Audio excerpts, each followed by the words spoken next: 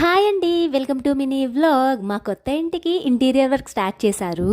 So cupboard doors కి handles కోసమని shop కి వచ్చాము.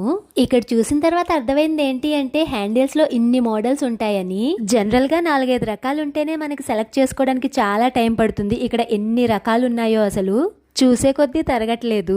అలాగే వీటి కాస్ట్ కూడా ఎక్కువగానే ఉన్నాయి. నేనైతే జనరల్ గా హ్యాండిల్ కాస్ట్ ఇంత ఉంటుంది అని అనుకోలేదు. మరీ హడావడి లేకుండా నేనైతే మా బడ్జెట్ లో సింపుల్ గా ఉన్నవి సెలెక్ట్ చేసుకున్నాను. ఎవరైనా ఇల్లు కట్టుకొని ఇంటీరియర్ వర్క్ స్టార్ట్ చేస్తే జీరో నాలెడ్జ్ తో అస్సలే ఉండకూడదు. అందుకే ఇంటీరియర్ వర్క్ స్టార్ట్ అవ్వకుండానే దీనిపైన మనం కొంచెం రీసెర్చ్ చేయాలి. వీడియోస్ లో గానీ లేదా మన ఫ్రెండ్స్ ఇంట్లో గానీ చూస్తే మనకు ఒక ఐడియా వస్తుంది.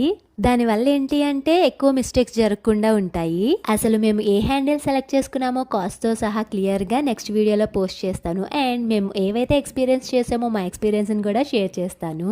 ఇంతేనండి సంగతులు. ప్లీజ్ సబ్స్క్రైబ్ చేయొచ్చు కదా. జై హింద్.